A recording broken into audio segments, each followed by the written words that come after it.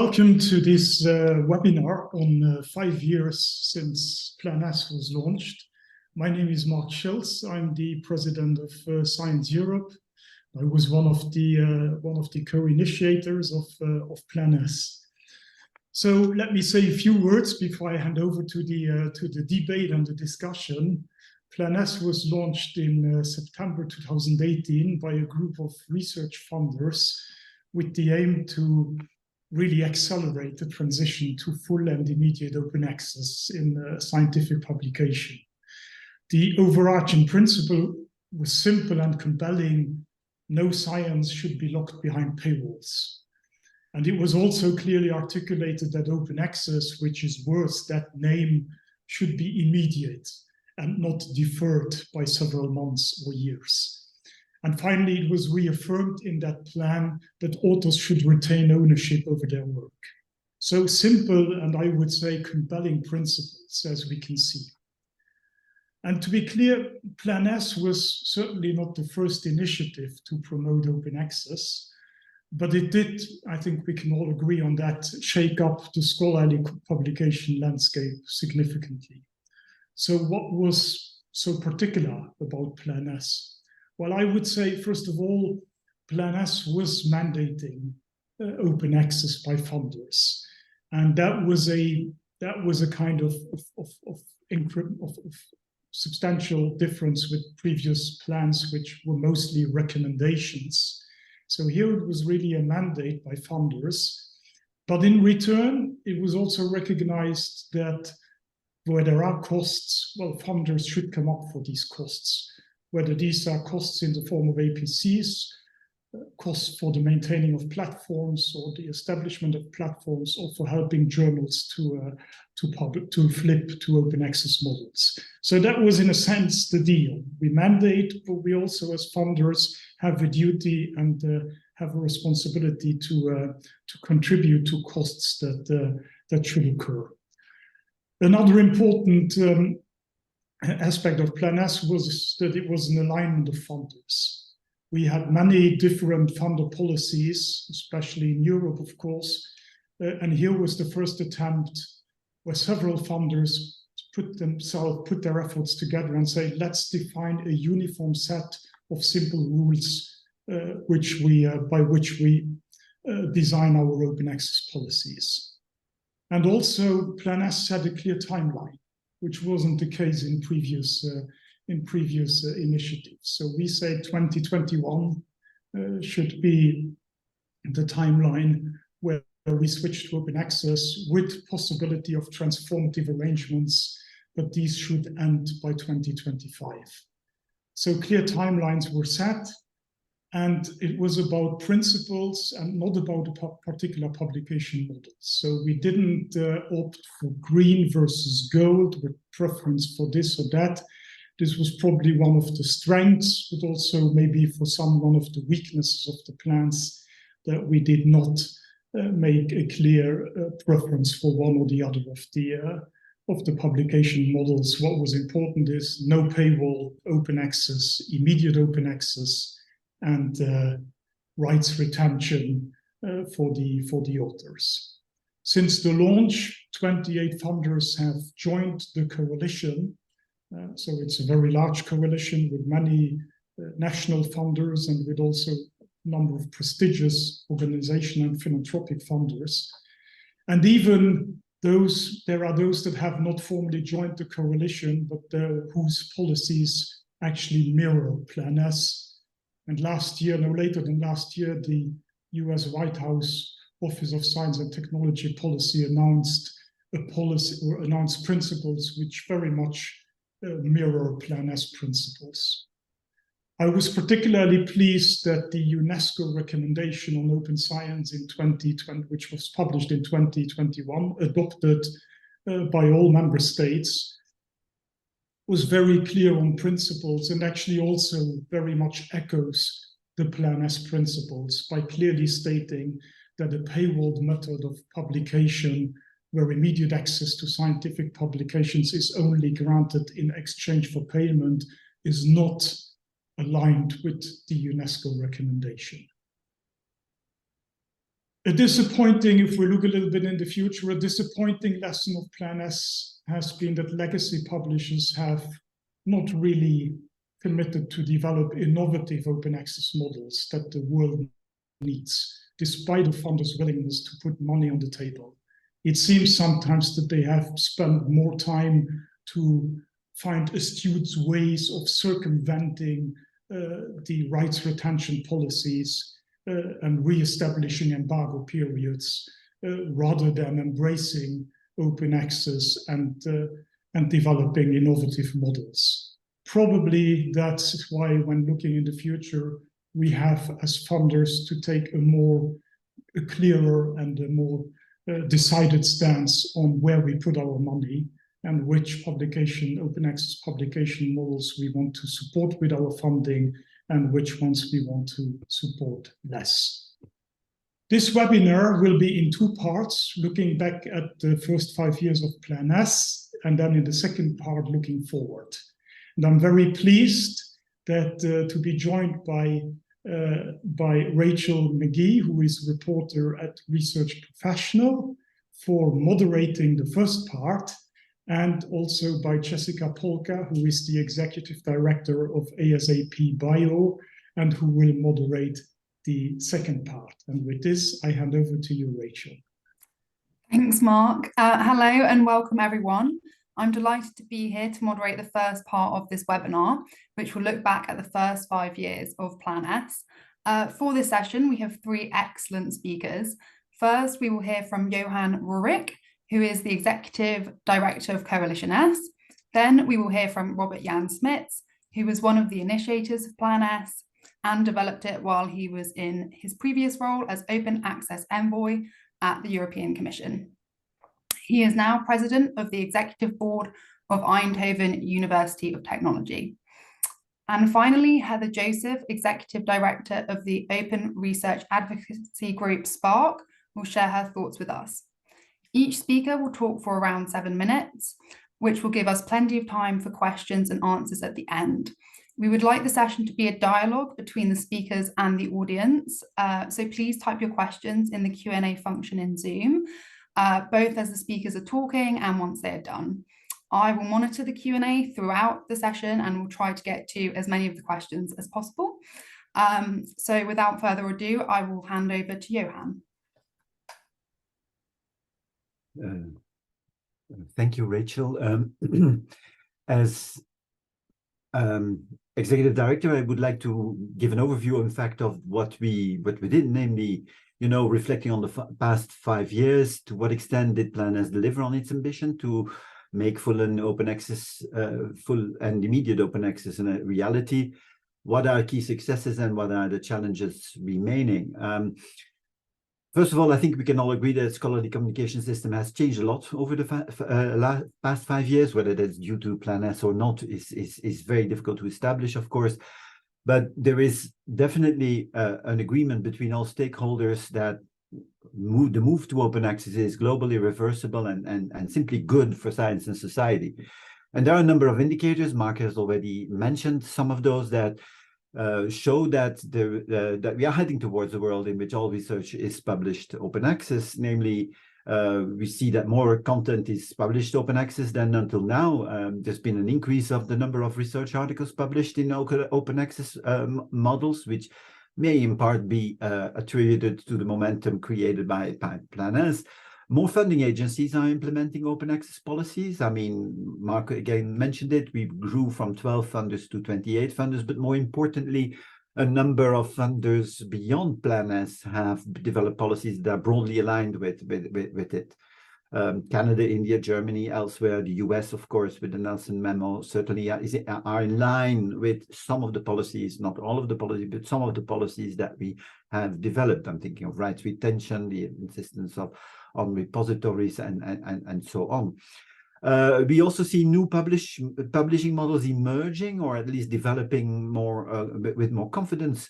I'm thinking of things like subscribe to open, the new importance given to diamond open access, the importance of preprint reviews. We also took a stand on that. We said that reviewed preprints are legitimate outputs that should be taken into account.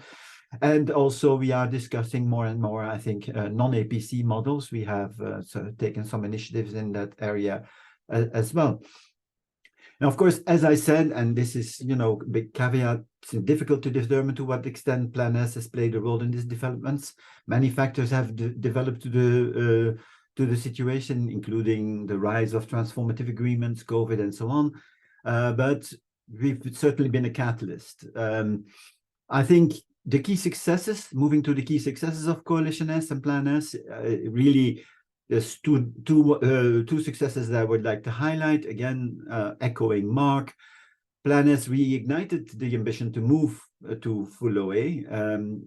In the years prior to 2018, we could see that, you know, especially with hybrid journals, open access had stalled a bit. You know, the part of open access in these hybrid journals was at 20%. And it's really, I think the publication of Plan S in September 2018 reignited that discussion and put full and immediate open access back on the agenda by trying to force publishers to develop new models to address this demand.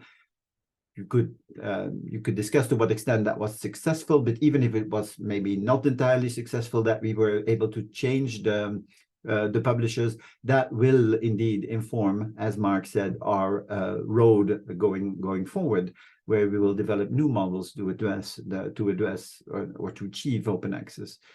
More importantly, I think Plan S demonstrated the benefits of collective action. First attempt to get research funders and performing organizations to align on a common OA policies. And there is now also greater coordination between institutions on open access issues. We collaborated with OA 2020 initiative for transformative agreements. And we also saw this in the collaboration with universities who developed rights retention policies, who very clearly said that they were inspired by the rights retention policy developed by Plan S, which was for them the catalyst to implement these rights retention policies. As you know, especially in the UK and in Norway, these rights retention policies have been enacted as part of institutions. So joining forces, funders and institutions can play a crucial role in supporting the transition to OA. I think that is also true for instance, Diamond Open Access, which is one of the things that we should probably develop more in the future. Remaining challenges, I still have a few minutes. What can we do? Well, the dominant open access business models are highly inequitable. I think since the UNESCO recommendations on open science, the issue of inequity has come back to the table. And of course, it would be a huge mistake if we simply swapped one system where paywalls deny access to all researchers with another system where the ability to publish is restricted to those who are able to pay APCs. That is clearly inequitable. We want a system where all researchers can participate in the scholarly communication ecosystem without financial barriers. And that means that we really need to develop alternative publishing models that do not rely on APCs. And of course, only last week, some of us participated in a global summit to advance Diamond Open Access, where neither the reader or the author pays, clearly the most equitable model. But at the same time, we are still in partnership with JISC and PLOS to create a multi-stakeholder group to look at non-APC business models, and likely, mindful that APCs are likely to persist. We want, for the time being, to make them more equitable. That's why we launched this study on the purchasing price parity model, which drew a fair amount of criticism, legitimate criticism, but which is really a dialogue to discuss this model. Also, we need to reform research assessment. Research assessment has been too slow, despite initiatives like DORA, and researchers continue to believe that their future success depends on having an article published in a high impact factor journal. And we need to really change the academic reward system via initiatives like COARA, showing that funders and institutions value the research it is undertaking and all contributions to the research, so also peer review reports, decisions, and that we do not pay attention to the venue of publication. We also believe that the current prevailing system where peer reviews remain inaccessible causes huge waste where articles are rejected and the entire process is then repeated at different journals. But we also don't have access to these scholarly assessments. So we want to move to a world where there is more open science in the sense that both preprints, peer reviews, and the final article are available open access. But this is really the towards open access, the towards responsible publishing proposal that seeks to address this issue. And I will stop here because Bodo will address this issue in part 2 of the webinar. Thank you. Thanks, Johan. I'll go to Robert Jan now.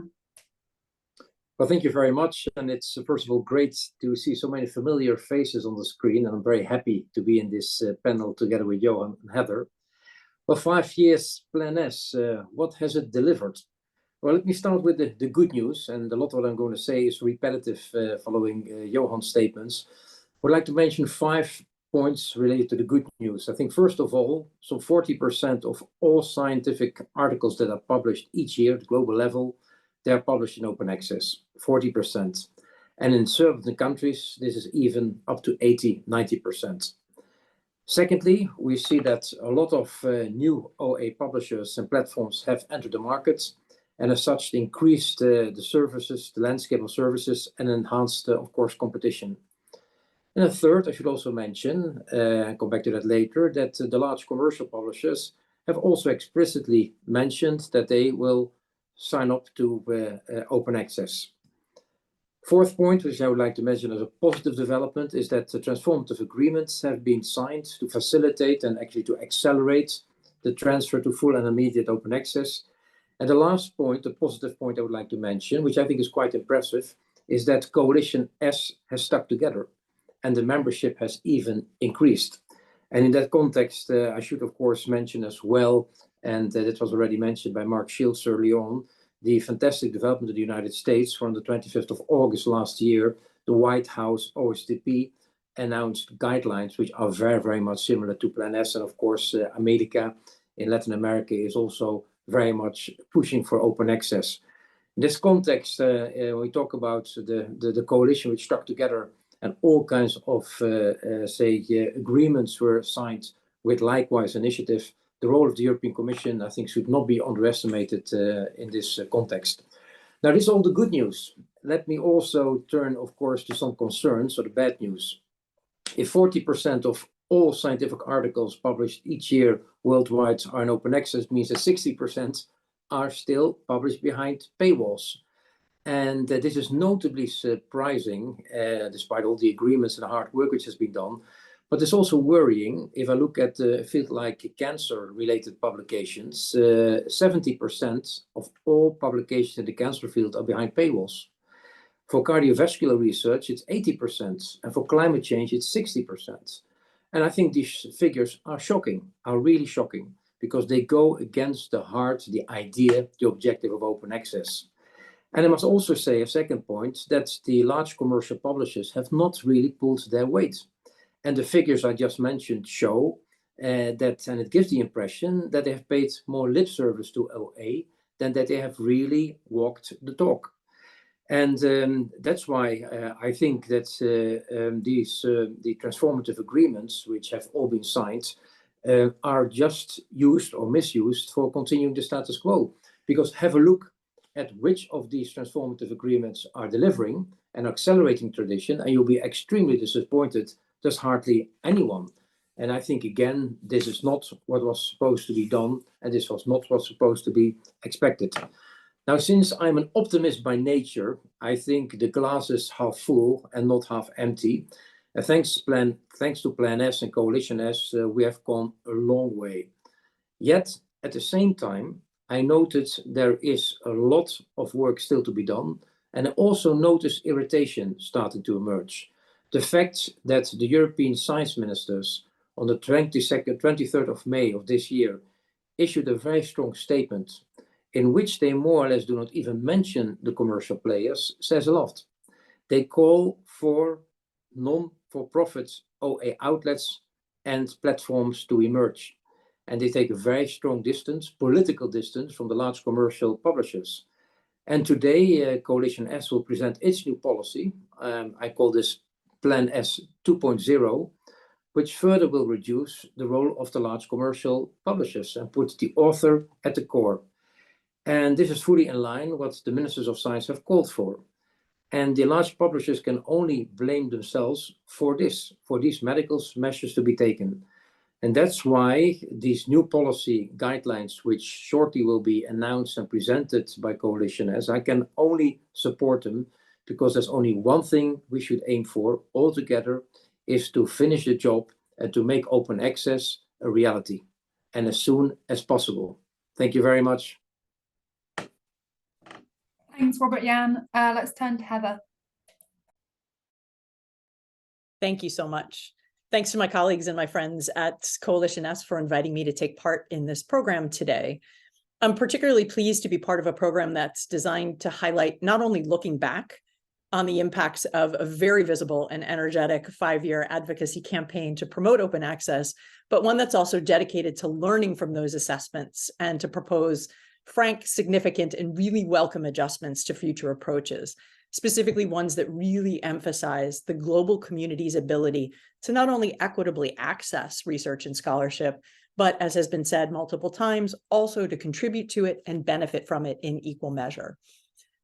I may seem a bit of an odd choice to be speaking in this webcast because as SPARC, we did not endorse Plan S when it launched 5 years ago. And in fact, we were pretty vocal in our opposition, mainly to what we felt was too strong of an emphasis on an APC approach, as we felt that they would both quickly spiral into becoming prohibitively expensive and that they would simply replace the barrier of access to research with a barrier of contributing to research. As a library membership organization, we also had concerns over encouraging libraries to lock into multi-year contracts under the heading of transformative agreements with commercial publishers, as they now sort of ask libraries to pay to both read and to publish, and that doing that with commercial players was simply rewarding the same entities that were operating with a goal of profit maximization, rather than moving forward and really working to support efforts that aim to return control of research communication back to the communities who fund and produce it.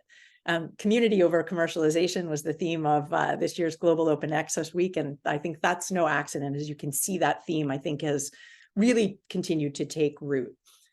We were also concerned at the outset with Plan S that concerted pressure from funders on institutions, libraries, and researchers to back an approach that was too dependent on APC's transformative agreements, commercial publisher involvement, would not only entrench dominant systems of research communication, specifically elite, high-impact, commercially run journals in Europe and North America, where they were already dominant, but also we were very worried that it could act as an accelerant to the adoption of these mechanisms in vulnerable regions where they were not yet the dominant model in Africa, and that they had the potential to weaken support for really important community-based models that have been thriving in regions like Latin America for decades. Over the past year, past 5 years, as we've heard, and as I absolutely agree, there is no doubt that Plan S has had significant positive effects on the open access landscape. As Robert Jan and Johan both said, that as a result of the coalition's advocacy, we see a greater number of research articles that are now not only freely available to all to read, but also to fully reuse.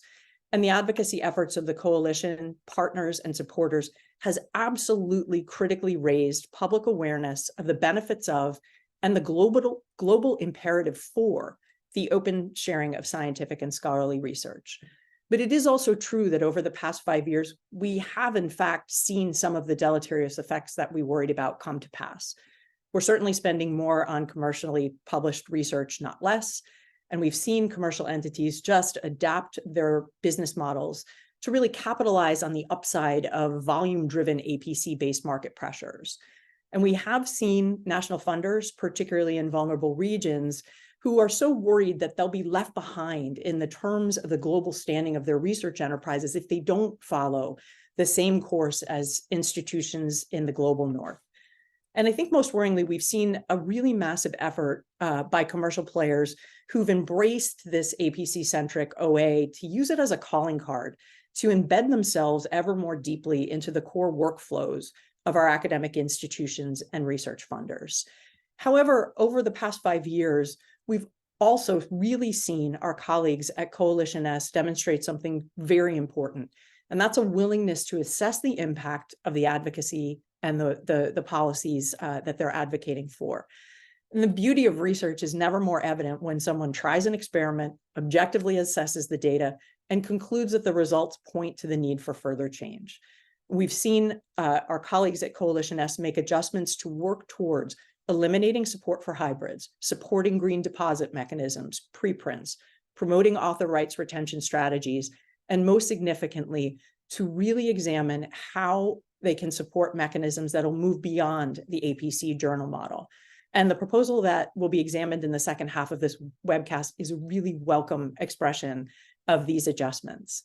I do want to note, though, that it's important for us to go into this next phase clear-eyed. It will be a significant challenge to course correct towards these more equitable models.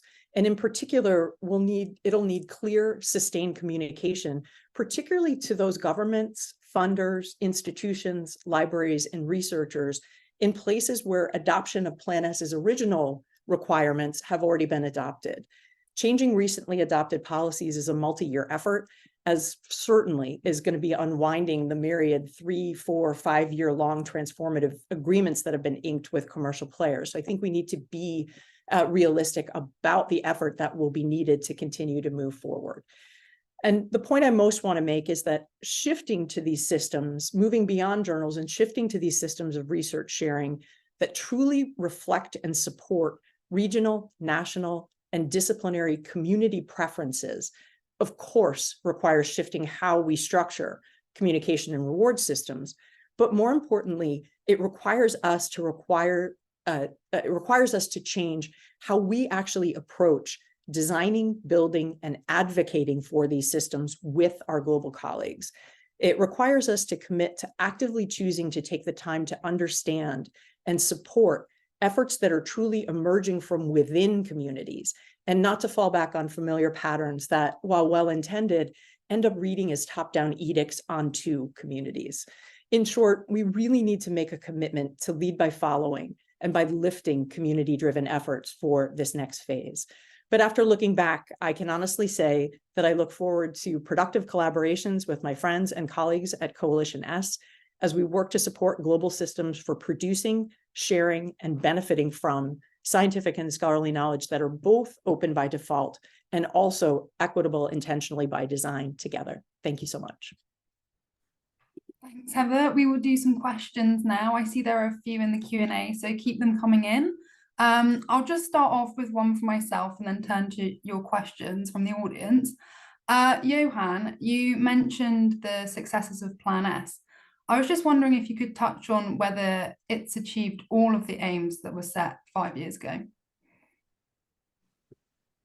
All of the aims, certainly not. I mean, all of the aims would be, all of the research would be accessible, in open access. And but what one goal I think we have achieved is that the participating funders have these aligned policies in open access, and are really also monitoring this. So there is this great movement, I think, towards open access for all the funders.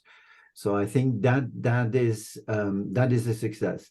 I think where we did not quite succeed, I think, is in convincing the publishers that this is the way to go. I mean, like Marc already mentioned, I think there's been a willingness of the publishers to take our money, but there's not been a willingness to eliminate the hybrid model, for instance, which is something that we really put very high on the agenda. And that was very much opposed, in the same way as the rights retention strategy was very much opposed, although we thought that we offered a fair deal there. We will keep the AAM and you can have the VOR. But that was not viewed like that by the publishers. So I think, yes, I mean, there is, the mandate itself was implemented.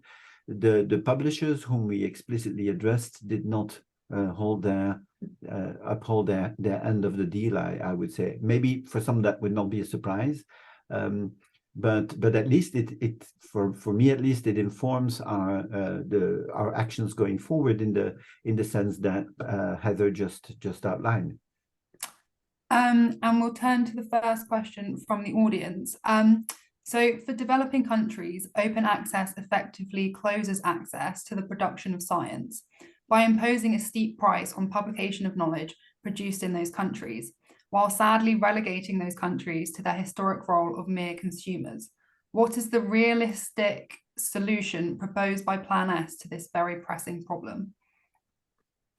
I'll start with Johan on that one. Yeah, well, I think this is something that we've realized much more now, right? I think the original idea of Plan S was, you know, let's join as funders and let's pay our way towards open access and see where that leads, which I think as funders was a reasonable idea. I mean, funders fund, right? And they have funds. But what I think was a bit lost indeed was the fact that this was not possible for a certain number of countries where the APC is for which the APC is really an unsurmountable hurdle. I think what we also underestimated was the fact that the extent to which publishers would not be creative about this. I mean, it is a bit strange that we had to come up with this idea that, you know, an APC that need not be a single price for all countries in the world, but that it could be variable as a function of purchasing power parity. I mean, the fact that was an idea that had to come out of our hat and not out of the hat of the publishers is a bit odd. Of course, Elsevier has now adapted to that. You can still wonder to what extent that is fair, but it is strange that these things happen so slowly.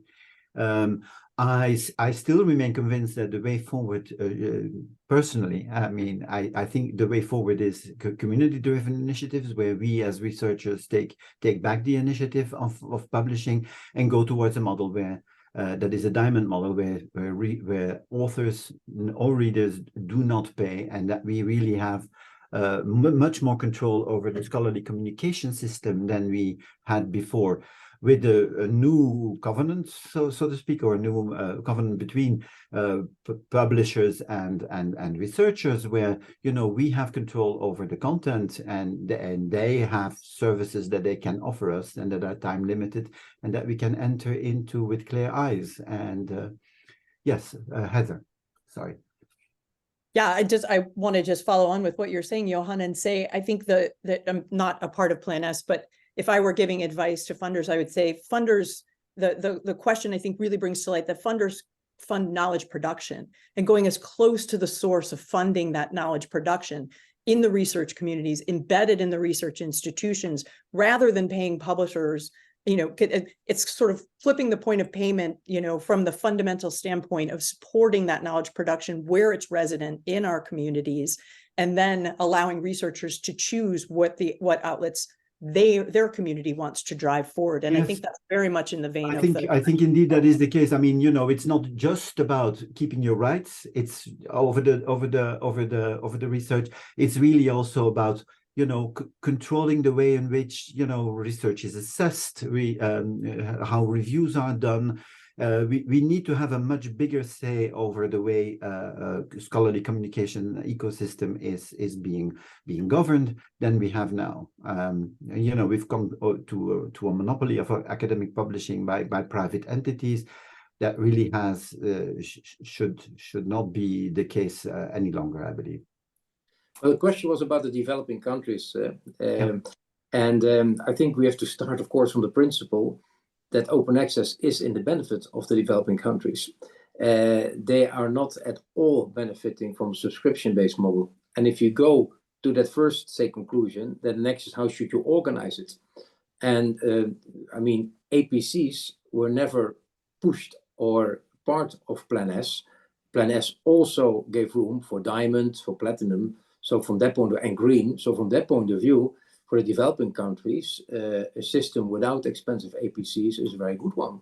And I think the most important thing is focus on open access. Funding agencies make sure that you make requirements that only scientific publications following public grants can be published open access, and that there are enough, say, outlets there which are not that expensive as the ones which are asking for an APC.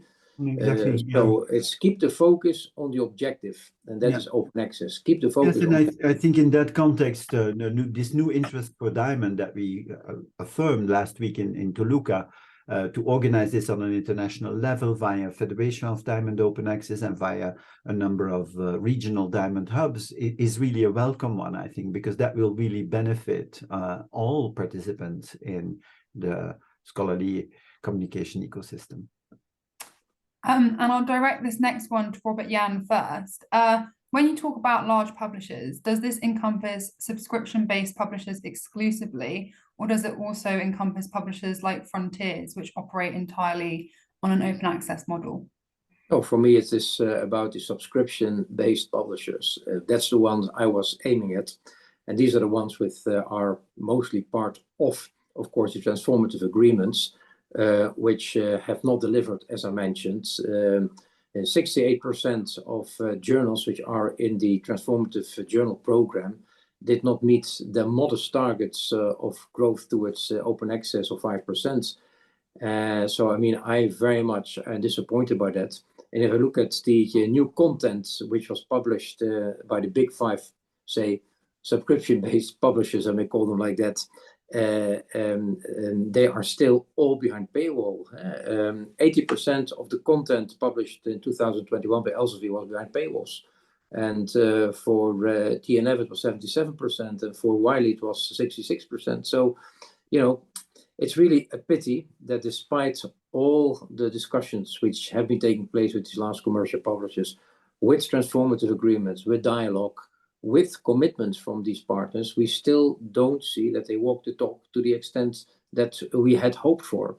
And therefore, I can imagine also, and I can understand that the ministers of science of Europe were so really upset when they saw what is going on. And that's why there will be now radical measures proposed by Coalition S in order to really move forward. And again, as I said before, the large commercial publishers only can blame themselves for not walking the talk. I had hoped always for a partnership. That was one of the big ideas when I started with Plan S. Really, we make the big flip. We go this journey together in full partnership, not excluding anyone, keeping everyone on board. But, you know, unfortunately, 5 years later, I have to come to the conclusion that this has not proven to be possible. Yeah, I'm guessing Heather and Johan have similar answers to that one, so I'll move on. Yes, Heather, go first, sorry. I often compare this to the smartphone, right? I mean, you know, smartphone was invented in what, 2007? 5 years later, we all had smartphones, right? I mean, and this is the technology that is vastly more complicated than publishing, because, I mean, you know, I am an editor. I don't think publishing is complicated. It's really not. It's, you know, it involves relatively simple technology if compared to the smartphone. So why the publishers were not able to do this in that defined time frame can only have to do with one thing. I mean, the current model, the current subscription model is just too lucrative. I mean, that's why they oppose this nail and tooth, I believe. And so I think we've given them that chance. I think, you know, 5 years is long enough. And I do believe that we now slowly have to move towards other solutions. And we've heard a lot about commercial publishers and the need to bring publishing activity back under the aegis of researchers. Plan S over the last 5 years has driven many researcher-led society journals into commercial publisher partnerships. What safeguards are being put in place to mitigate against an acceleration of this trend? I'll go to Heather with this first. Yeah, I mean, I can't really speak to what safeguards, you know, Plan S is thinking about, but I do think that the trend of not-for-profit publishers moving to commercial players for revenue guarantees, for, you know, production guarantees is something that's a trend that was underway before open access actually started. You know, I think OA may have contributed to somewhat of an acceleration, but I think what's actually interesting is we're seeing that trend begin to reverse. And that's something to pay attention to as we think about the future of the policies that we want to put into place and safeguards. right now, the publishers that can make the kinds of profits on publishing that they've become accustomed to in the commercial environment are those that have cascade models, right? Where a manuscript can be submitted to a high impact journal, and then if it's rejected from that journal, it flows down. And there are many options under that that publishing imprimatur to handle those manuscripts. It's a volume-driven business, is all is the bottom line. Not-for-profit societies, smaller societies, societies that don't have that volume-driven, advantage, are not likely to profit maximize under the OA models that are coming to the table. What's interesting now is that even under APCs, the level of profit that a typical commercial publisher can make through even that cascade model is really difficult, right? So the scholarly societies that were traditionally really attractive targets to put into a commercial publisher's portfolio are increasingly being viewed as liabilities on their books rather than as assets. That is causing, we're seeing at SPARC, a whole influx of scholarly societies whose contracts are up with commercial publishers to say, what are our alternatives? What other models can we put into place? What are our options? How can we work with the library community, with funders, on alternatives to APC-based models that will allow us to remain independent and move forward? So it's kind of a long roundabout way to say, I actually think seeing that trend reverse gives us an opportunity to renew a partnership with not-for-profit entities who traditionally publish for the pure motive of research communication rather than for profit maximization, rather than the opposite trend continuing. Johan, would you like to add anything? Yes, I am not sure about the premise of the question, which is that coalition would have driven these society publishers into the arms of commercial entities. I mean, I don't see the evidence for that. And I don't see the evidence for that because also there are alternatives that have been exploited by a number of societies. I'm thinking of the Microbiology Society, for instance, who has gone towards subscribe to open, which really is a quite equitable model. I always say it's the next best thing to diamond. And a number of publishers have adopted this. I think of, for instance, Mouton de Gruyter, who have now adopted this for their journals. I think there is a lot of potential there in subscribe to open that allows these societies to retain their income levels to publish their journals, while at the same time having open access for all, for both the readers and the authors. So I do believe there is an alternative out there that does not require maximizing profits per se. And perhaps just say very quickly on can I just say very quickly on Sure. Subscribe to Open, as it's a model that Raim Crow from SPARC developed. It's very much a transitional model. It is not designed to be a permanent open access model. And I think, so when we're looking at Diamond, which is, active and thriving over the long term in Latin America, I just don't want to leave folks with the notion that it is supposed to be a be all or end all. It's a risk mitigation transition strategy for not-for-profit publishers. But completely agree. But in the meantime, it can certainly serve that role for society publishers, I believe. Yeah, one thing which struck me when I met with these society publishers, and I remember a meeting in London, how many there are and how small they are.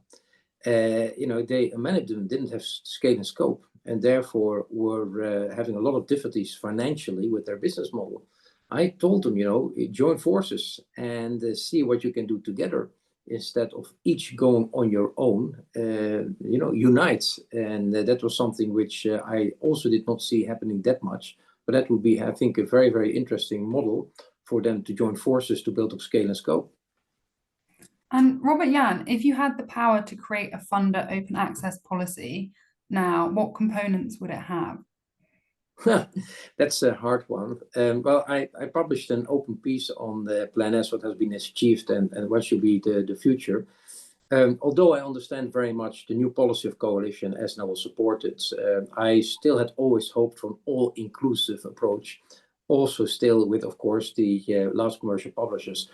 One thing I would like to perhaps underline is let's be extremely careful that we not go back to an old system, because I heard a lot of it should be again the author putting at the core, the researcher should be again in the lead. we had that situation before Plan S came, and nothing happened with regard to the transition to open access.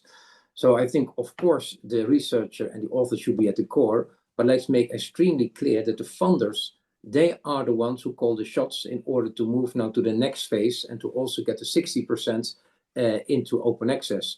So my advice would be very, very much, make sure as funders, as Coalition S, as OSTP, as AmeliCA, join together more than ever before to really complete the journey together, because the funders, they call the shots, they have the money, and putting again everything back with the researchers will only lead to an enormous dispersion and scattering of all kinds of notable activities, but not really finish the journey.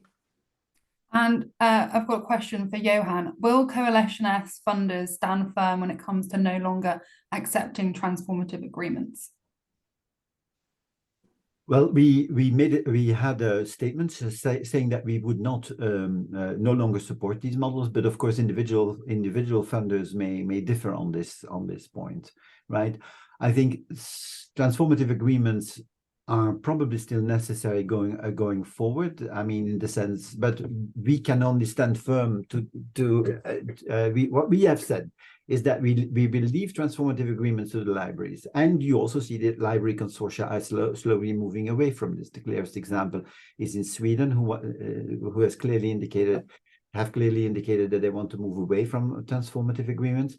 The issue is, of course, as Heather already indicated, a matter of transition, right? In order to move away from transformative agreements, you have to have alternatives ready. And we don't have those alternatives yet, in the sense that we have them in certain parts of the world, like in Latin America, where we do have a very strong diamond open access framework ready.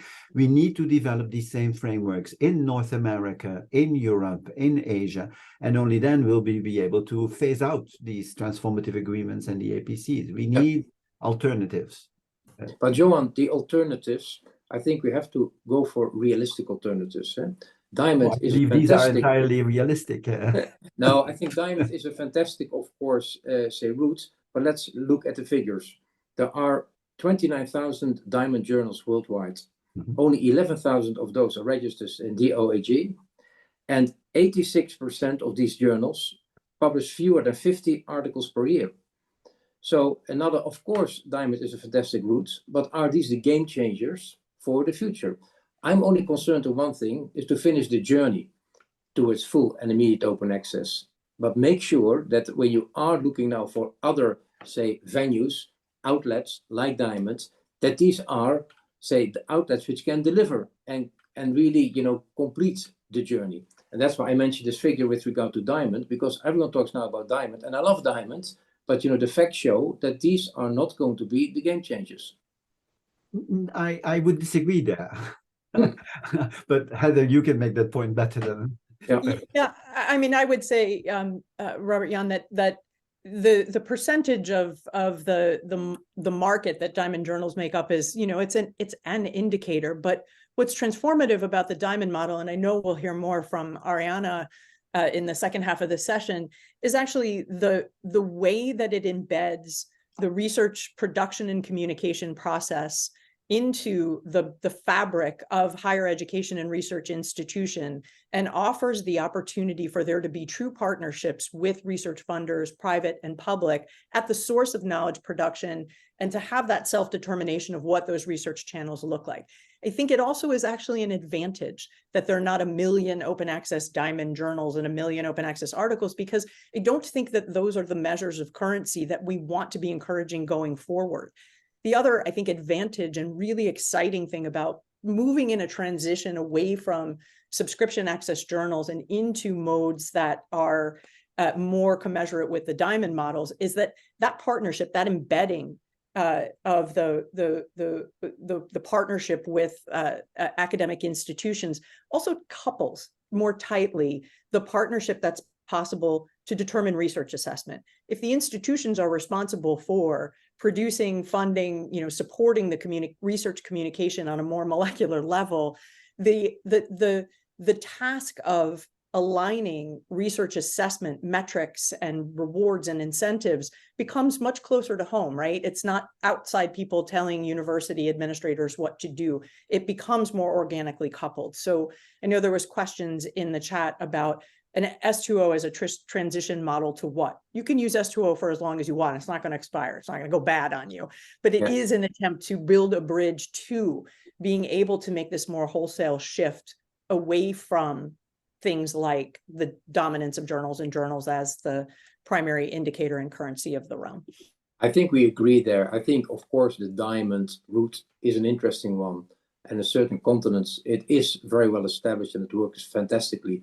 Like the other, of course, outlets. The only thing I'm saying, make sure that by going for, say, these type of alternatives, we are able to have enough power to complete the journey. That's the only thing. Absolutely, but that needs coordination, right? I mean, one of the conclusions of the study you cite, Robert Jan, is indeed that these initiatives need much more coordination.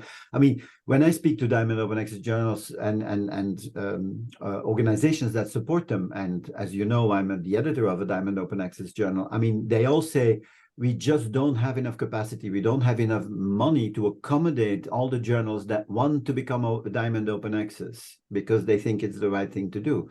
I mean, this is where we can make change, right? I mean, we can provide a system that is scholar owned, but that is as good as any commercial publisher. And that shouldn't be hard. I mean, if you see, for instance, the way MDPI has grown in the last few years, we could do exactly the same, but within the scholarly society, within the scholarly societies and the scholarly institutions. We just need to organize it better. Again, I mean, publishing it's not hard. It's just a matter of organization and providing the right incentives and providing the right structures to do so. Johan, off the back of what you've just said, I was wondering if you could answer this question. There has been a lot of comments about Diamond Open Access as the preferred model, but I haven't heard any explanations about who is supposed to pay for Diamond Open Access publications. How can Diamond Open Access be a realistic alternative for established non-profit publishers? Well, I mean, we definitely need more money to. I mean, but if you just look at the money that is being spent, I mean, I think Chris Banks had this figure in the chat, right, of 250 million in the UK. I mean, you know, the things you could do with 250 million to build a diamond model. I mean, you know, that's. You know, give me 250 million and I'll build you a Diamond Open Access publishing system. And I think Heather will agree with me. I mean, those are, you know, of course it needs money, and of course we need a transition. This is something that Robert Kiley often says. We need to redirect the funds that we now direct towards transformative agreements and to APC. We need to redirect those funds to Diamond Open Access in the long run. That is going to take time, but that is really where we have to go, I believe, in order to make it work. Yeah. Let's not forget, there's always someone who has to pick up the bill, even there's if always something it costs. The diamond is cheap. Well, it's not cheap, because even if the researcher, him or herself, is involved, it's his salary which is being paid by the taxpayer. So there's always a bill to be paid. So absolutely. And the bill. I mean, but now.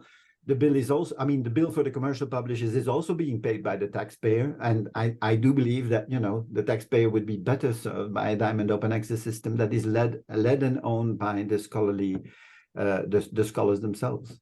We agree, 100%, Johan. Okay. I think it's also important to recognize the bill's padded at this point with margins of up to, you know, 30 to 40%. So when you look at redirects are very attractive to think about the money that's in the system, but I would subtract off the top, right? You know, profit maximization tips that we're currently paying for commercial entities as one way to go. Yes, and when I talk to funders lately, I mean, this is one of the things that they also say. You know, they make projections over 10 years, and what they say is, if we continue to pay these APCs and these transformative agreements going forward, the bill 10 years from now is going to be 3 times higher than it is now, and that for them is increasingly becoming an incentive to invest in Diamond. And so I do think that's where you also have other models becoming attractive. And Johan, one of the things I didn't mention in my comments, and I'm sort of kicking myself, is one of the things that I think that Plan S, that the coalition has done that's been very important is this real emphasis on asking for transparency in terms of real costs in the system. We've been a victim of bundles in the scholarly communications landscape of all kinds of different kinds, but bundles of costs that are opaque have been really, really problematic. Thanks. In order to support a new model, really understanding and being able to look at what the actual costs are so that for those portions of the communication process, the preservation process, where the payments are really required, we are looking at fee-for-service models where we know what we're paying for, right? I do think that knowledge production is the responsibility of the funders.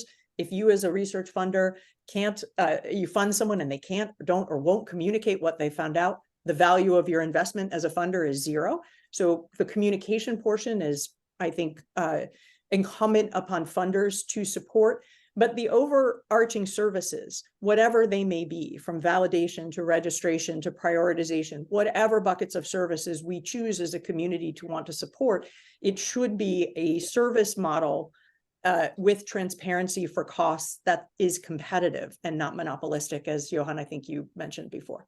Yes, and I'm glad you brought the issue of transparency up, because I mean, we've as you know, we have the journal comparison service, which aims at providing transparency for prices and in open access, and this has been reluctantly taken up by the publishers. Of the big 5 publishers, only one, Wiley, has accepted to do that. So there is. We can't say that this call for transparency has been enthusiastically taken up by the commercial publishers. Again, a reason, I believe, to move away from those models. So we have just 1 minute left. So I'm just going to ask one last question, and if you can all be brief. How worried are you all about fake science, and what do you think is needed within an open research system to fight it? Could an unintended consequence of smashing the current system be a weakening of the focus of maintaining trust in science? I'll go to Robert Jan first. You wanted the 1 minute? Well, it's all about quality. It's all about quality. And that is with something which has to be guaranteed by whatever outlet we work with, whatever system we move forward towards, whatever community we want to put trust in. It's all about quality and assurance of quality. And that's why, again, I'm disappointed by these large subscription-based publishers, because they offer quality. And it's a pity that they do not want to be part, apparently, of the system of the future. So that will be my answer. Quality, that should be at the core. Thanks, Robert Jan. Johan? Yes, I think, I mean, that issue will be addressed, I believe, by Bodo in the next section. I believe that a system that is more open in the sense that also reviews are open, is actually very beneficial for, exposing fake science. Because, as a reviewer, if you see the reviews, if you see the quality of the reviews, I mean, there's a difference between a 5-line review and a 5-page review. I think we can all agree on that. Right now, we don't have access to that. If you have access to that, you know where the quality is, and you can expose fake science much more easily. But I will let Bodo comment on that. And very quickly, Heather. I would just say, the openness can lead to increased ability to verify. So trust but verify is always the watchword. And I think openness gives us the opportunity to do that. Cool. Thank you. So we're out of time for this session, and we'll now move on to the next one. It's been great to hear the comments from Robert Jan, Johan and Heather, and the following lively discussion as well. So thank you to all our panelists, and thank you to the audience for the fantastic questions. I will now hand over to Jessica, who will be moderating the next session. Thank you. Thank you, Rachel. It's been really interesting to reflect on the success of Plan S in producing what I think is really powerful collective action, as well as the challenges that have arisen with transformative agreements and the persistence of the inequitable APC model. But we also heard in the first panel about the coalition's flexibility in adapting its strategy to de-emphasizing profit-maximizing business models and towards centering transparent dissemination of research and peer review. So that's why I'm so delighted to moderate a continuation of that conversation about the future of Plan S with the second panel. And before I introduce our speakers, just a reminder to continue to use the Q&A feature to pose questions, and also to use the thumbs up button to upvote the ones that you find really interesting. All right, so it's my pleasure to introduce Bodo Stern, who is Chief of Strategic Initiatives at the Howard Hughes Medical Institute. Following his remarks, we're going to hear from Arianna Becerril García, who is the founder and president of AmeliCA, which is a communication infrastructure for scholarly publishing and open science. And finally, we're going to turn to Gemma Modinos, who is a reader of neuroscience and mental health at King's College London, and also the outgoing chair of the Young Academy in Europe. With that, I'll hand it over to Bodo for his. Thank you. I'm actually the only one who has some slides. I don't know. Should I share my screen or? I think that would be great. Okay.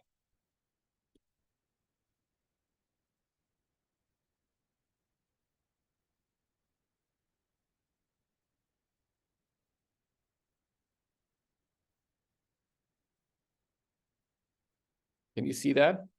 It's currently like cropped. Oh, yeah. Okay. Perfect. So thank you. So I'm excited to be on this panel as the Coalition S representative that will give you an overview of the proposal towards responsible publishing. And to start, I would like to thank the Coalition S team members who are listed on this slide. We've spent many months in what I would consider a very fruitful collaborative effort to put together this proposal, and we are all very thrilled that this is now finally in the public domain. In a nutshell, this proposal rests on two key concepts. Researchers decide when and what to publish, and the scholarly record includes the full range of research products, not just the version of record. And I'd like to start with that second concept. We believe that open science can only be successful, and open access can only be successful if it needs more than just an open version of record. And we've already talked about some issues that arise from just focusing on the version of record, that monetizing the version of record leads to inequitable business models. But I want to list a few other issues that arise from this singular focus on the version of record. It does lead to a delay, a needless delay in dissemination. There are journals today where it takes longer from submission to publication than 40 years ago, when the research article and the peer review reports had to be shipped back and forth with the postal service. That's a problem. In the current system relies on a peer review process that can be opaque and also is often repetitive. And that is arguably both wasteful, and it can also undermine quality control, as we discussed in the previous section about trust and fake science. Finally, I think an important point here is that this focus on the version of record can lead to misaligned incentives. And I just want to call out that we are risking particularly the well-being of the next generation of scientists if they feel like they need to get their research into the right journal for their career advancement. So we think it's important to address these problems, to open up the scholarly record and to shine light on research and dissemination in real time. And that means that we shouldn't just share the version of record, but we should share earlier versions, including the preprint and the reviewed preprints and the peer review reports. And only when that happens can anybody follow and validate how research progresses towards increasingly trustworthy knowledge. And in this process, when we are open about it, we can also generate trust signals that can then be used in curation of the literature and in research assessment. So where are we today? Some research already share preprints, but most of the time the peer-reviewed content is still controlled by third parties. And while sharing preprints addresses to some extent the problem that I outlined about delayed dissemination, because preprints, of course, share science earlier. The other problems that I mentioned are not addressed in this current situation that is on this slide, depicted on this slide. And this is exactly where the proposal is taking the status quo to the next level. And this is where the key concept, the second key concept comes into play, that authors decide when and what to publish. Authors shouldn't just be able to share preprints freely. They should be allowed to share their research outputs at any point during the dissemination process. That still leaves a very important role for service providers. They can still provide services and monetize those services, but they would no longer block researchers from sharing their science independently. Now, with this division of labor, researchers control the content, service providers offer services. We believe we set the foundation for what we call a scholar-led publishing system that can address those problems that I outlined earlier on. And so the proposal lays out 5 principles that underpin such a scholar-led publishing system. First, authors should decide when and what to publish. And when they decide to publish, the research outputs are shared openly with the CC BY license. And as Robert Jan mentioned, this is a good point where the funders can come in with their policies. Quality control mechanisms are community-based and open, and that includes peer review. All scholarly outputs, including the peer review reports, are considered in research assessment. And finally, all stakeholders have a way to support a scholar-led communication system. And the proposal gives a few examples in the form of a menu, what steps stakeholders can take to support a scholar-led, this type of scholar-led communication system. Publication of this proposal is just the first step. The next step is a multi-stage consultation process that is led by Research Consulting and the Center for Science and Technology Studies at Leiden University. It starts right now in November with an online feedback survey. And I encourage everybody who has a view on this proposal to share their view, because the outcomes of this survey will then inform later stages of the consultation, which include a stakeholder focus group several stakeholder focus groups in December, and an online survey of researchers in March. And if you want any further information about either the proposal or the consultation process, I direct you to this website of Coalition S, where you can have more information. Thank you very much. And now I'll stop sharing. Thank you so much, Bodo. Next, we'll hand over to Arianna for her remarks. Thank you very much. And thank you for this invitation to participate in the webinar. I feel very honored to have the opportunity to share our perspective on the future of scholarly communication. I still believe that open access is a unique opportunity to achieve science as a global public good for the benefit of all. So we should reflect on what it means and how we can advance in this direction. In that sense, it is important that each route planned be assessed in terms of something beyond open to read. I mean, every strategy should respond to the capacity to be inclusive, so to enable an active and equitable participation in science that must be seen as a global conversation where the interaction and collaboration are maximized and the use, applicability, and social relevance include peers and the society in general within a framework of universal benefit should be achieved. I'm glad that there's a common understanding that we need to move away from APCs and transformative agreements. Addressing open access as an end with no principles involved forms a breeding ground for solutions in which exclusion is intrinsic. But how can exclusion be measured? How is epistemic justice assessed? In the Latin American region, scholarly communications are embodied in the research and educational institutions. And thanks to Heather Joseph, that helped me to find a perfect adjective to describe the relation between the academic sector and publishing. Embodied is just the perfect term to depict it. Lessons learned from such an ecosystem and key pieces in its success to have an equitable and participatory knowledge circulation should be taken into account. In that sense, taking openness as a construct from the recommendations on open science from UNESCO and as a means to an end from the recommendations on the 20 years of the Budapest Open Access Initiative, we need to raise the bar.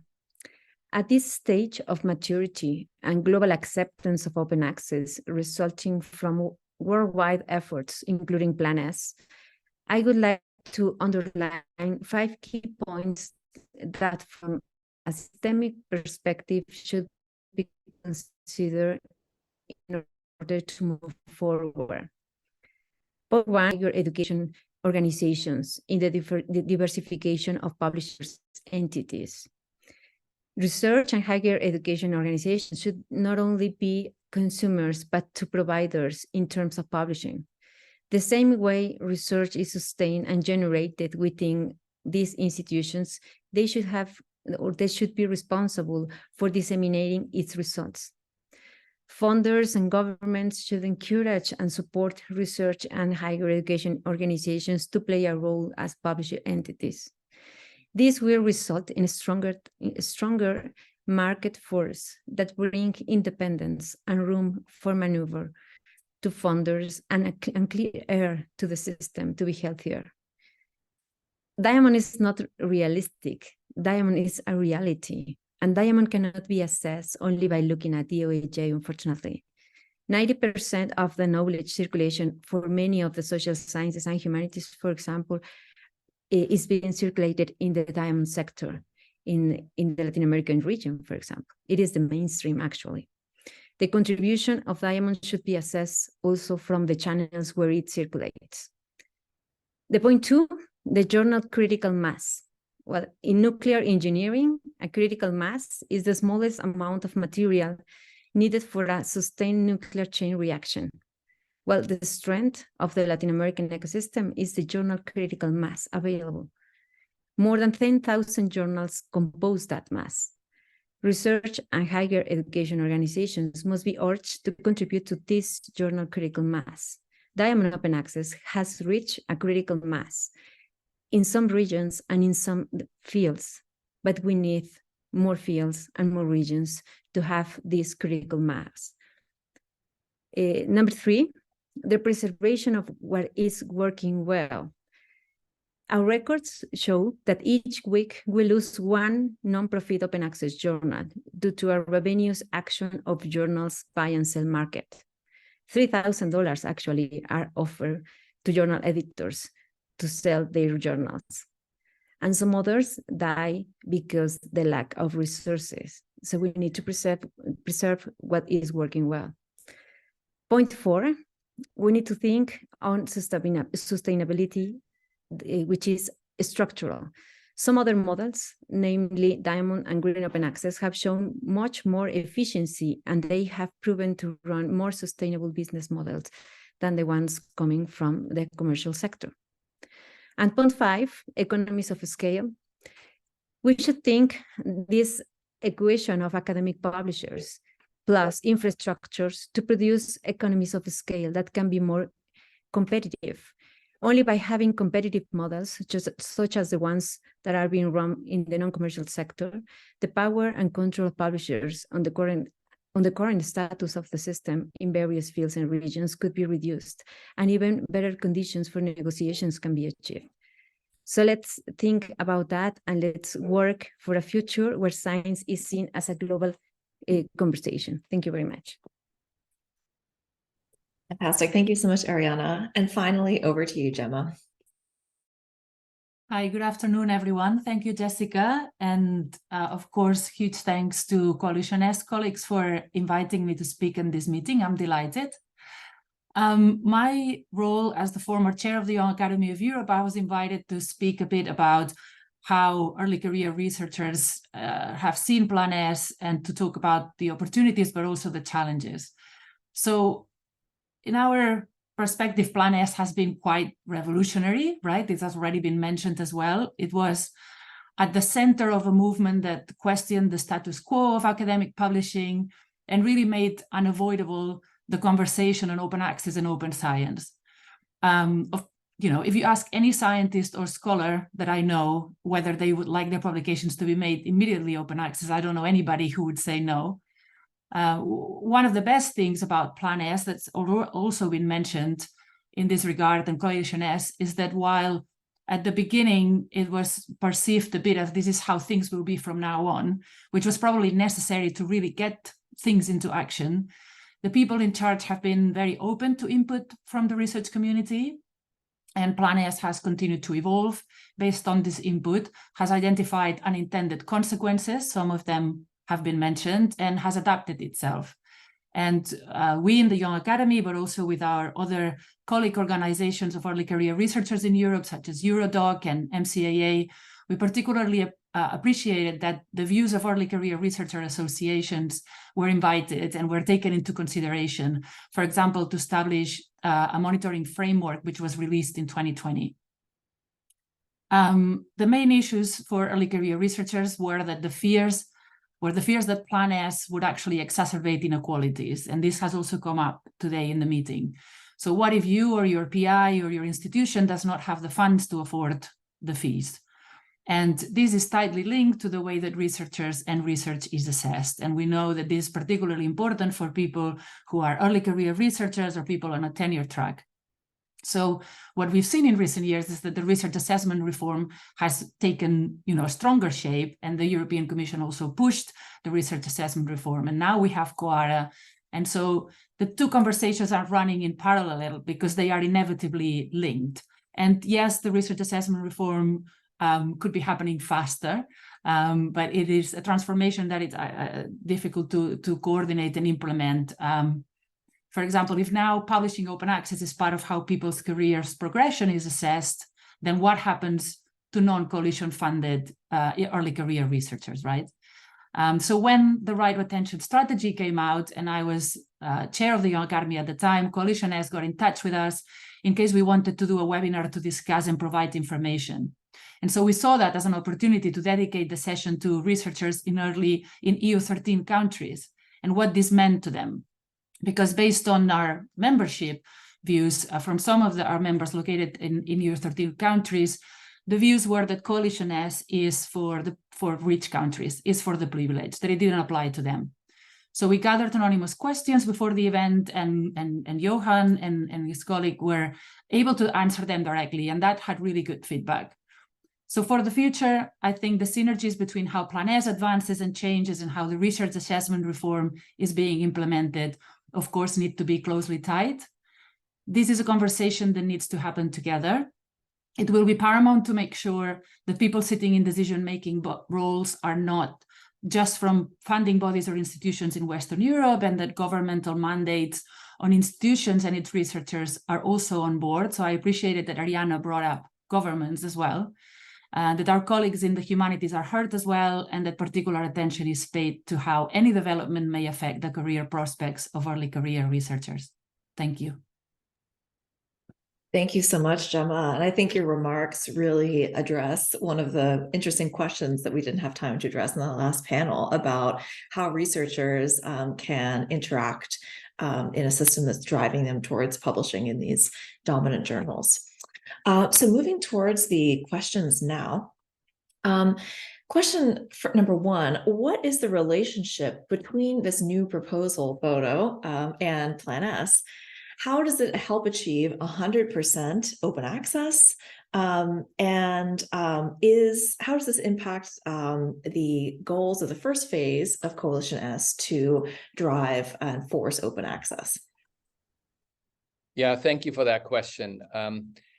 I just, Heather mentioned in the first session how Plan S has evolved, and I do think this proposal is also building on the original Plan S, and the goal of 100% open access is still the goal. It's just that we are pushing in a slightly different direction. And an example of how this proposal can achieve 100% open access is look at the first principle. Publish authors decide when and what to publish. If authors have the right to share their work at any point, that is part of, that is building up on what Coalition has called rights retention strategy before. That allows very quickly 100% open access. If scientists can share open access and they share it with a CC BY license, and publishers are not stopping them because they are shifting in the direction of this proposal, then we get open access very quickly, and not at these not with these high costs for the version of record. I mean, I will say there are, of course, we talked about this in the first part as well. There are, of course, costs, but I think if we move away from a business model that charges not just for the service, but also for the content, and that is what publishers do today. The profit margins are there because they can charge for the content. But if they really charge for the services, I think we have a much more equitable situation, and then we still have to figure out how to pay for those without burdening authors. But I think it creates a much more equitable situation if we do separate content that is controlled by scientists and services that are controlled and monetized by service providers. I hope that addresses it a little bit. Yes, thank you, Bodo. And just to check whether Gemma and Arianna would like to add anything into your perspective on this new direction for Plan S. Perhaps I will move ahead. Please, yeah. Yes, just with regard to the new proposal. So far, I've only been able to discuss it within my research group, but everyone, I mean, I feel that making the process transparent throughout is only going to be an advantage, not just for time consuming, but actually making the process of publishing and how research is assessed more transparent. And PhD students, everyone I've talked to in the last couple of days about it, everyone is very much in favor of actually this not being behind closed doors and being made public, for sure. Thank you, Gemma. All right, a further question about the proposed responsible publishing framework and Diamond OA initiatives. There is a comment in the Q&A about how transformative agreements have enabled a large proportion of research to be published open access and save the research community money. And I guess the question here is, how quickly do you think that this responsible publishing framework and Diamond OA initiatives can supplant subscription-based publishing? Or maybe another way to phrase this is, what is sort of the time horizon for this shift to a new business model?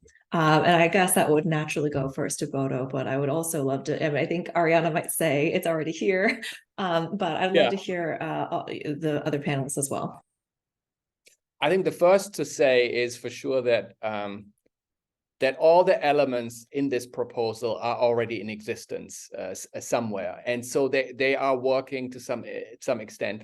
I would hate to put a number in the number of years out there, because 5 years ago maybe we would have said we would have a lot more open access content. I don't know. So it's hard to really predict, because it's such a complex system. It can only progress through evolution, and we don't quite know. We know that we need more experimentation, but exactly how that evolution will play out is hard to tell, except to say that I'm very optimistic that we will move in the right direction, because we are already moving. The direction is already there, and we can see how the initial providers and infrastructures that are built to support this system are already gaining traction and support. I will say this proposal isn't really about business models. It's really more about how the process should work. And so in that sense, it's a little bit orthogonal to what I think Colleen is asking about transformative agreements. It really is that we think that service providers in general have to change how they approach their process. They have to think about, if we are providing a service, how can we make sure that that service is that there is an output that is openly available, that benefits everybody in a manner that then makes it also possible to be charging for that service, rather than for the actual content, which is not the part that should be charged for, because that is something that the researcher can share freely. Thank you, Bodo. And of course, Arianna.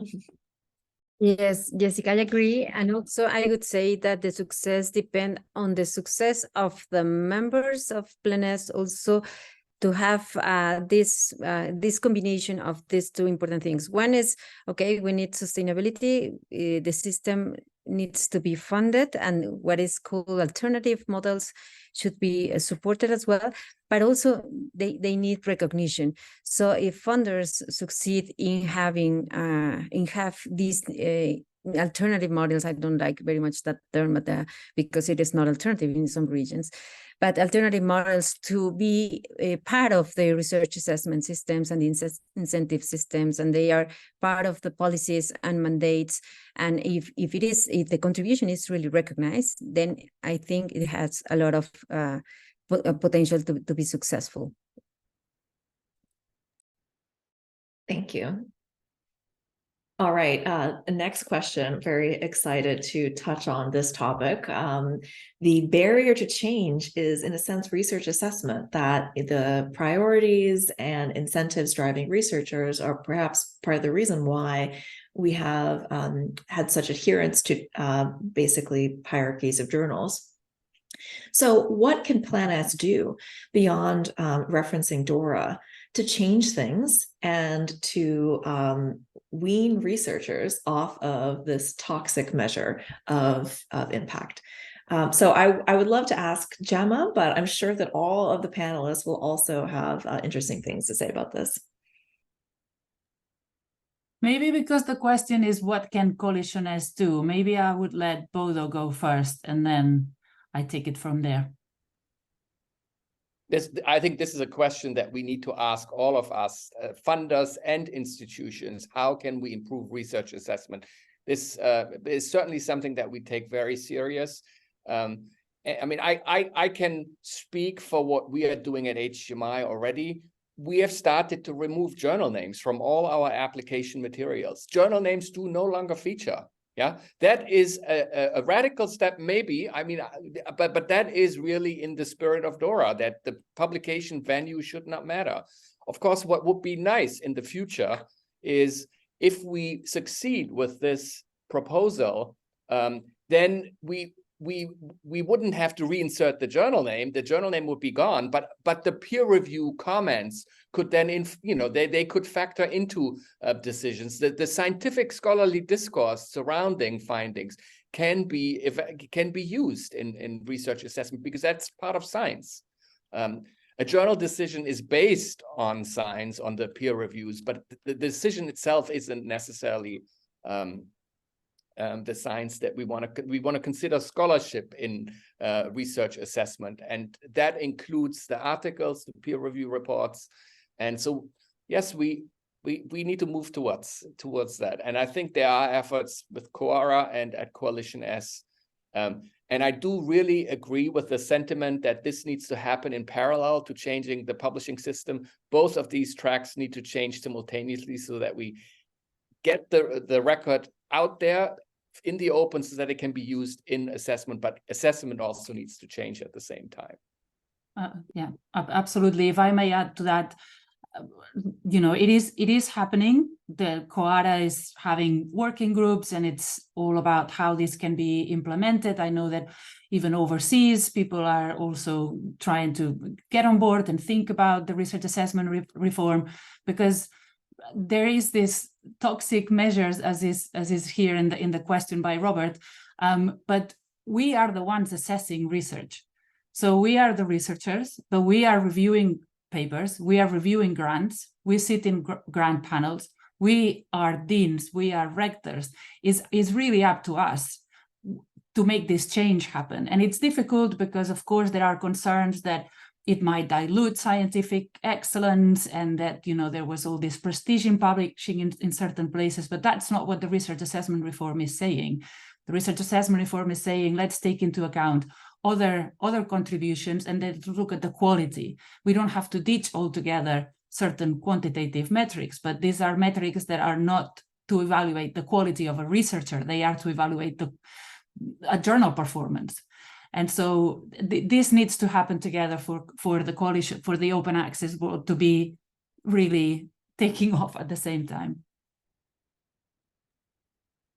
All right, thank you so much. Very interesting points, and glad to hear that this work is underway.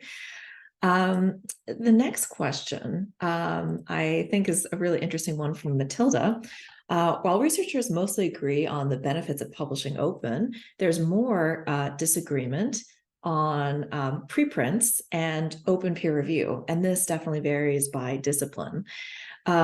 So how wise is it perhaps to center these measures in Plan S's strategy, linking the openness campaign so tightly to open peer review, for example? I'd like to throw that open and hear responses from anyone. Perhaps Bodo might be interesting to speak to it first.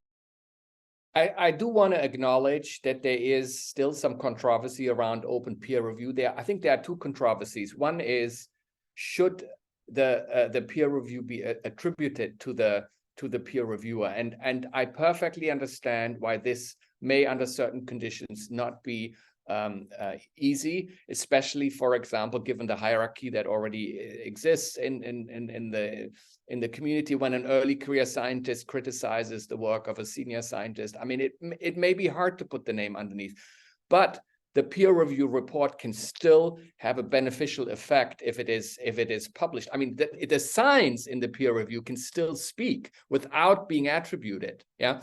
So I think that is the argument that I would make. I mean, knowing full well that this will take time for to really be widely, maybe more widely acceptable. But the argument that I would make is peer review is done by experts. And the reason for it is we need the expert. It's science. Peer review is science. And in order to benefit the scientific progress, I think we should lay out the evidence. I mean, it's like data. We share the data because in order to build on science, we need the data. And I think the peer reviews are similarly important as evidence, scientific evidence that others can build upon. Now, of course, sometimes the peer reviewers get it wrong. Sometimes the authors get it wrong. Sometimes the data are wrong. That's the error-prone nature of science.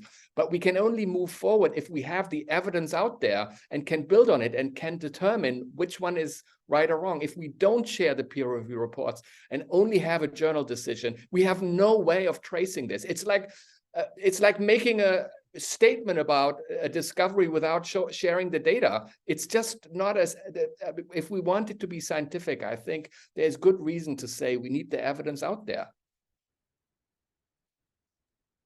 Thanks, Bodo. I think that's a great argument philosophically. I'd love to hear maybe from Gemma as well about how early career researchers view this. Yes, just very briefly, I did not think that what was meant was that the peer review process will be open and the names of the reviewers would be open as well. So I took it as we're doing it now, but you're going to be able to see the reviewer comments. And I think this is very beneficial. I think this is very beneficial for early career researchers as well. And to be able to see the process, how other people think about this paper, and probably is also going to make the community be nicer into knowing that this is going to be seen and it's not some anonymous comments that you're making. So I think it will benefit. You know, there's still early career researchers sometimes are recipients of reviews that are not written in an appropriate way. And so I think that's actually something that will be mitigated. Thanks, Gemma. And Arianna, I'm curious how AmeliCA thinks about open peer review and preprints. Yes, thank you for the question. I I believe knowledge needs to be circulated in different formats and in different ways. And also peer review is also evolving to a more open practices. And this is good for many fields and for different communities. And well, as long as the rigorosity, the scientific rigorosity is secure, we need mechanisms for doing that. And also we need also mechanisms to identify if the aim of the research that is expressed in a particular article, in an individual article, has been achieved.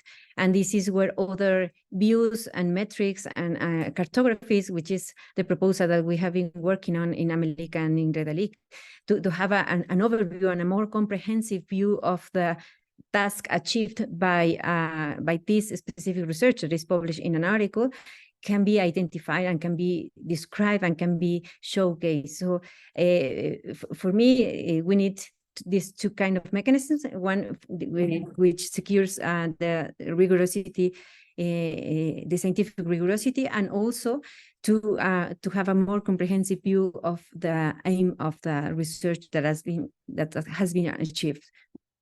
Yes, Bodo, I think Bodo, you have something to say.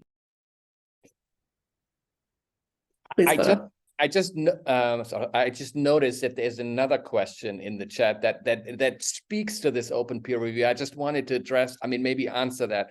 It's a question about, well, who has time to read all these open peer review reports? And I totally understand and sympathize with this view. I don't think we should publish the peer review reports because they will be widely read. I feel like the same is true for data too. Most people read articles, but they don't actually look at the spreadsheets or I mean, that's just. But we still need them in order to be accountable, and for the few people that actually want to build on it. On this work, they will possibly look at all of this information, including the peer review reports, and will get a better sense of how trustworthy this work actually is before they spend, years or millions or whatever, along much of their effort on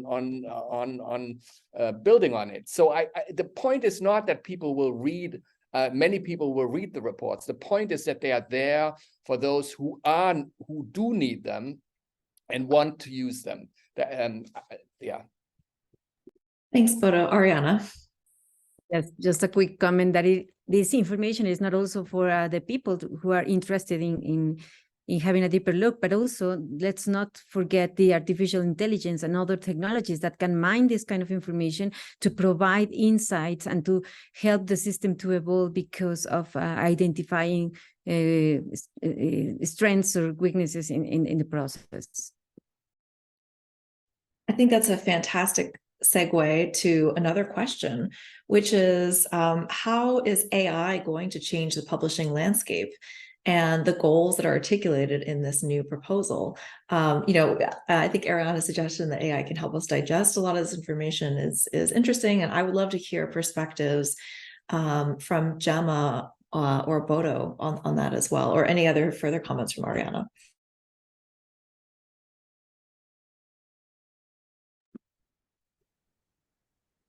Yes. If I may add, go ahead. No, you go ahead. You go ahead, please.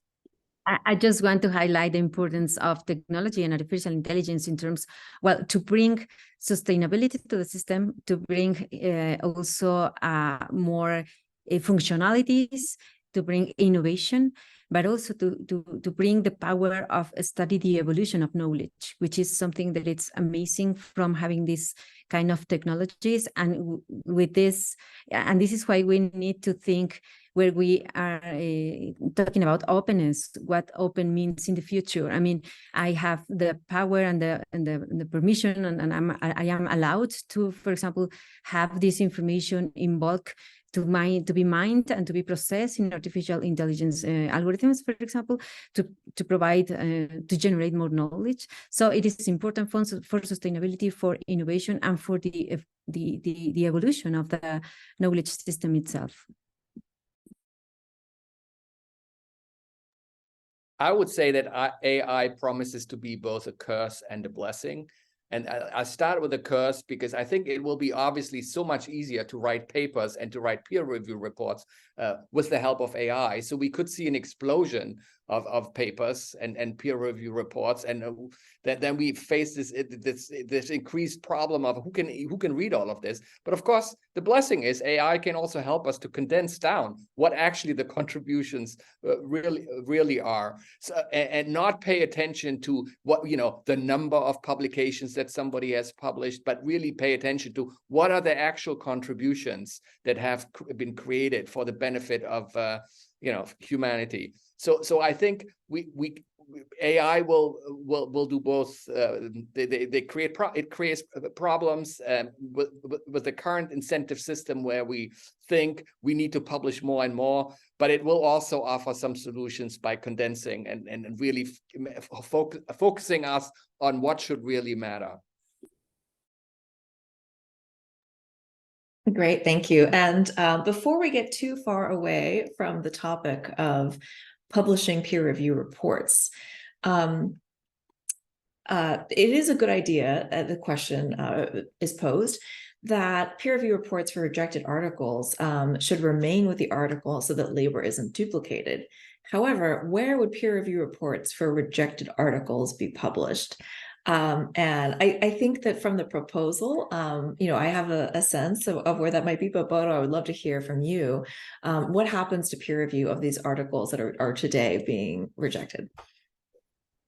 Well, I mean, I will offer one solution. I'm not saying this is the only solution. There may be some creative solutions elsewhere, but of course, the way that we think about peer review is peer review itself is not a pass-fail activity. Peer review is a scholarly activity that evaluates the work at hand.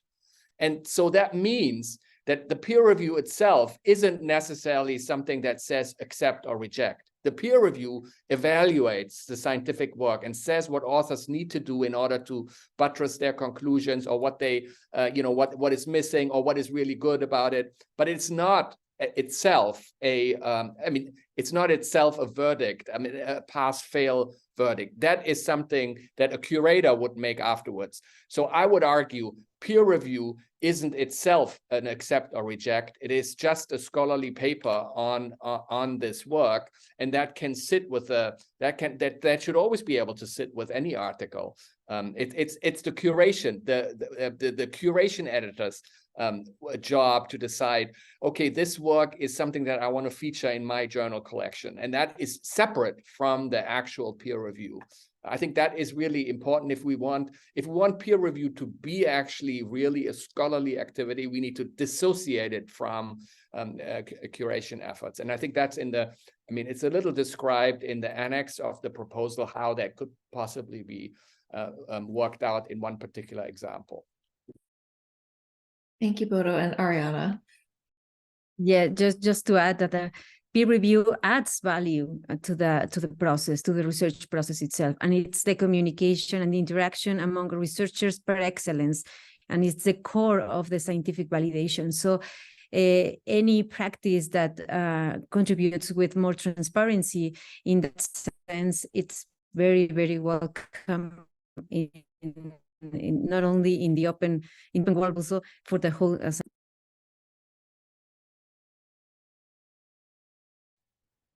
All right, thank you. A lot of support here for the value of peer review.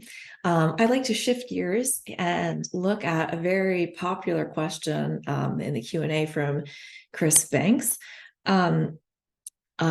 If, as Bodo suggests, we move to paying for services, not content, then could libraries use their buying power to tender for publishing services? I would love to hear, Bodo, what you're thinking about this, and also how things are working, and any comments from Gemma or Arianna. Yeah, I think I can see this question actually goes also in a direction for what Heather said earlier about bringing this process closer to where the research process actually happens.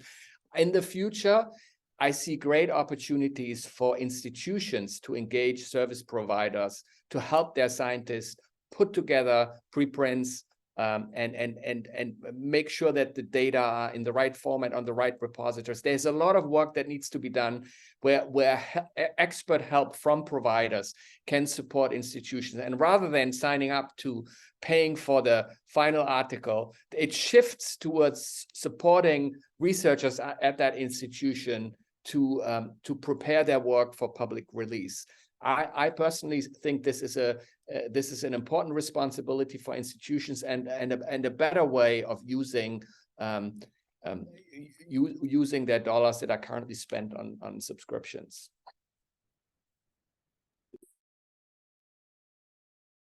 All right. Unless there are any further comments from Gemma or Arianna, I'll turn the conversation back to research assessment.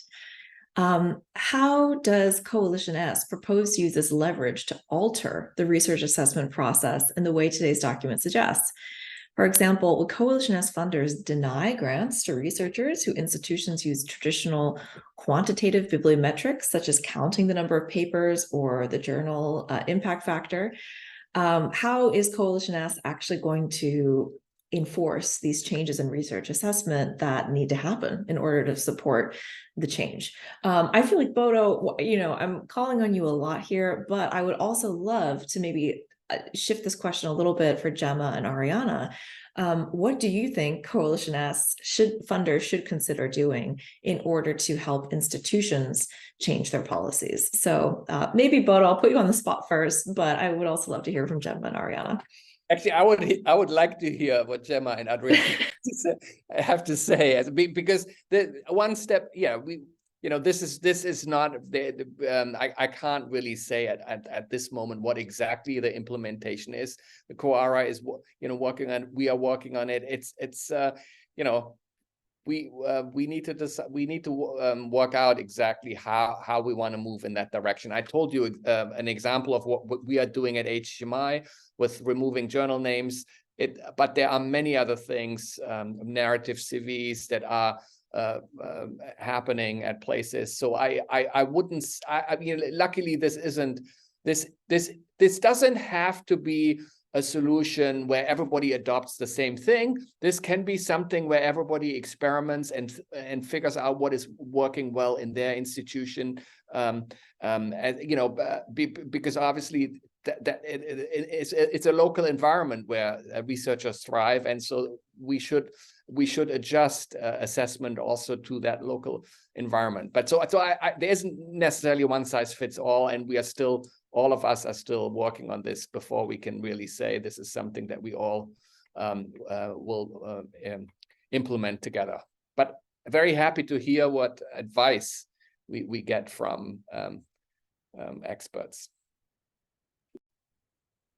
Well, I mean, I was really interested in actually what the answer would be to this question. What's Coalition S? What are the funders going to do? I mean, there's people in the call like Marc who've been, really heavily involved in the research assessment reform conversation and on the drafts and COARA.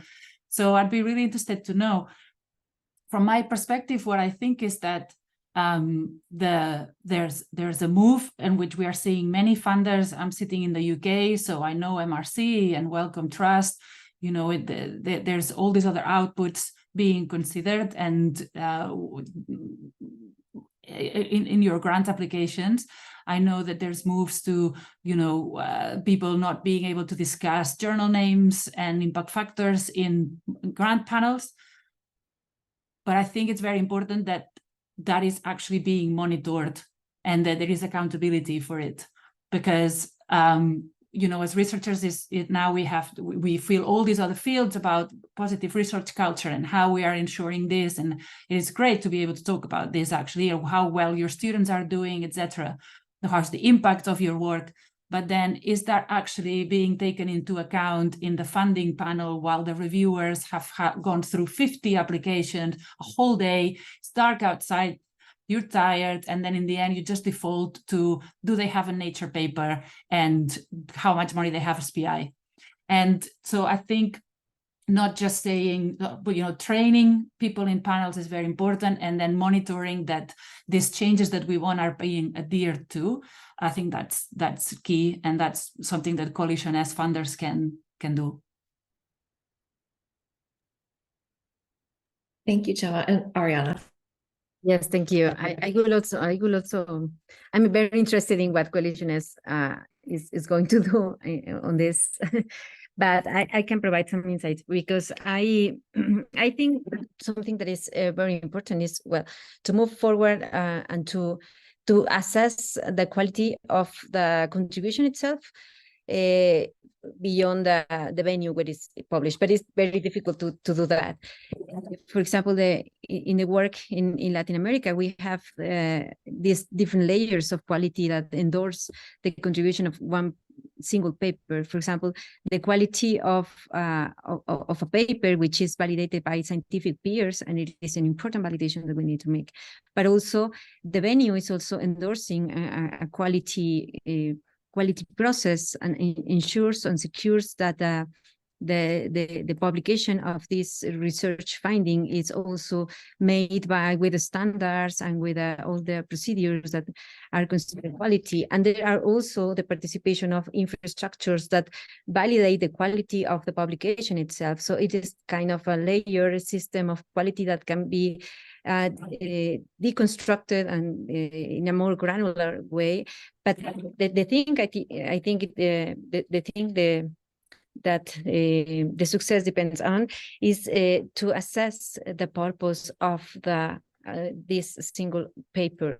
So how to identify what is the aim of this paper, and how we can identify the achievement in doing so. It is something that is in line with the Leiden Manifesto, for example, which is with a little different purpose, but it's to check the quality and the aim of the single article, and then to identify if that was one achieved. But I think there are a lot of channels, and there are a lot of platforms, and there are a lot of strategies to identify that. And I think we have to coordinate and to put things more clear in the implementation of the ideas of COARA and FOLEC in Latin America, to have something concrete. And I mean, my understanding is also that there are many Coalition S funders that are doing, some of this already through narratives of what is significant about their contributions, their papers. So I think this notion of a narrative CV that highlights in a scientist, in a researcher's own word, what have I contributed, or in collaboration with others, or in my team, or as a trainee. I think that is a really important, and that is already happening at several Coalition S funders. All right, thank you, Bodo. Maybe if we have time for one last question, maybe just 10 seconds from each panelist. A really kind of wistful question here from Bernie Folan. Will journals always be with us? Are journals fit for our age, or are they anachronistic? We'd love to hear support from the format as well as critique, and maybe just maybe a single 1 or 2 sentences from each panelist before we hand it back over to Marc. Bodo. We will always need some curators. In what form that will happen, you can always call it a journal, but I suspect the journal in the future will look different from the one that we have today. Thanks, Bodo. Gemma. I agree with Bodo. I think that we will need the journal structure, but the way it's working now, it's not a sensible way, really. Thank you. And Arianna, would you like to add anything? We will always need this validation mechanism of scientific validation. Now it's implemented in the journal format, but I think knowledge needs to be disseminated in many different and diverse formats in order to have a social relevance as well. So maybe it can evolve, but we always need this kind of validation as well. Thank you so much, Arianna. Thank you, Gemma. Thank you, Bodo, for your insights in this fascinating hour. I now hand it back over to Marc to close out the session. Yes, thank you, Jessica. Thank you all for all those on the two panels. This has been an extremely lively and interesting discussion. 5 years after we launched Plan S, I think everyone on the webinar, on the call, realizes that we are at a particular juncture. Because we are 5 years into it, so we have been in the first panel. We have been able to take stock of what has been achieved. Where do we stand? But it's also a particular juncture because we're looking forward. And I saw in one of the question or chats, I saw that this call that we should not stop Coalition S, and I think certainly this is certainly not our intention. I incidentally during the call, I just went quickly over the 10 principles of Plan S as we defined them 5 years ago, and actually they keep for almost all of them they keep their validity. There is one or two which are no longer applicable, like the ones about monographs, which we have updated Plan S to monographs. But otherwise, I think they keep their validity, and the idea is not to deviate from these principles, but to add maybe a more systematic reflection on the future model of publication, which is something that we, as I tried to explain, that we had left to the publishers, but was only partially or not to an entirely satisfactory level taken up. And I think Bodo has made a very good stance on a very good talk on what our proposals are. It's very important that we this distinction between researchers that control the content and that keep ownership of the content on one hand, and then service providers on the other hand, who provide services, may be monitored, maybe in a transparent way, may monetize these services, and I think this is the future road for publication models. What we do wish is to get input on these principles. So these are not cast in stone. This is a proposal, and we would really very much like to